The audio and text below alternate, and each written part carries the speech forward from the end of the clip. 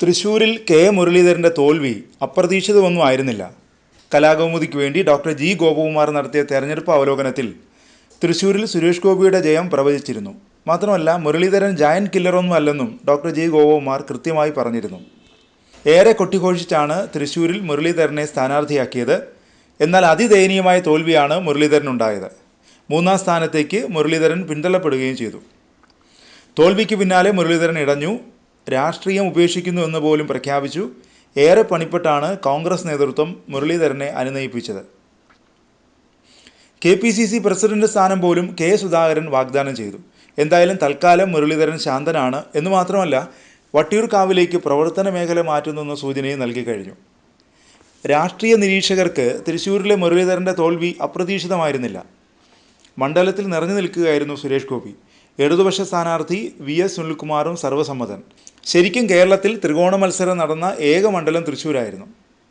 അതിശക്തനെന്ന് അവകാശപ്പെട്ടാണ് നേമത്ത് 2021 നിയമസഭാ തെരഞ്ഞെടുപ്പിൽ മുരളീധരനെ സ്ഥാനാർത്ഥിയാക്കിയത്. ഇടതുമുന്നണി സ്ഥാനാർത്ഥി V ശിവൻകുട്ടി ജയിച്ച തെരഞ്ഞെടുപ്പിൽ മുരളീധരൻ 3ാം സ്ഥാനത്തേക്ക് പിന്തള്ളപ്പെട്ടു. BJP സ്ഥാനാർത്ഥി കുമ്മനം രാജശേഖരനാണ് 2ാം സ്ഥാനത്തെത്തിയത്.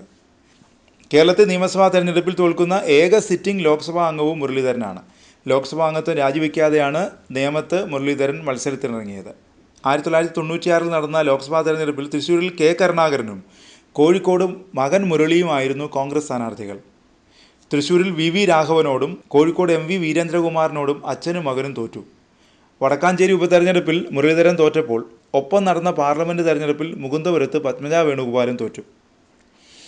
കേരളത്തിൽ മന്ത്രി പദവി നിലനിർത്താൻ ഉപതെരഞ്ഞെടുപ്പിൽ മത്സരിച്ച് തോറ്റ ഏക നേതാവ് മുരളീധരനാണ്.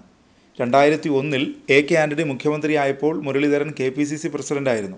2004 മുരളി KPCC പ്രസിഡന്റ് സ്ഥാനം രാജിവെച്ച് വൈദ്യുതി വകുപ്പ് മന്ത്രിയായി. അന്ന് നിയമസഭാംഗമായിരുന്നില്ല മുരളി. 6 മാസത്തിനകം തെരഞ്ഞെടുപ്പിൽ മത്സരിച്ച് വിജയിക്കണമായിരുന്നു മുരളീധരന്. അപ്പോൾ മുരളിക്ക് മത്സരിക്കാനായി ഉരുക്കുകോട്ടയായ വടക്കാഞ്ചേരിയിലെ സിറ്റിംഗ് MLA V ബലറാം രാജിവെച്ചു. 6 മാസത്തിനകം ഉപതെരഞ്ഞെടുപ്പിനെ നേരിട്ട് മന്ത്രി K മുരളീധരൻ ധൈര്യമായി തോറ്റു. ഉപതെരഞ്ഞെടുപ്പിൽ പരാജയപ്പെട്ട ഏക മന്ത്രിയായി അങ്ങനെ മുരളീധരൻ മാറി. തുടർന്ന് മന്ത്രിസ്ഥാനം രാജിവെച്ചു. വട്ടിയൂർക്കാവിലേക്ക് മുരളീധരൻ തിരിച്ചു വരുമ്പോൾ ലക്ഷ്യം 2026 നിയമസഭാ തെരഞ്ഞെടുപ്പാണ്. മണ്ഡലത്തിൽ പാർട്ടിയെ ശക്തിപ്പെടുത്താനുള്ള പ്രവർത്തനങ്ങളുമായി മുരളീധരൻ മുന്നോട്ട് പോകും. എന്നാൽ വട്ടിയൂർക്കാവിൽ മുരളീധരന് കാര്യങ്ങൾ അത്ര എളുപ്പമാവില്ല എന്നാണ് പൊതുവെയുള്ള വിലയിരുത്തൽ.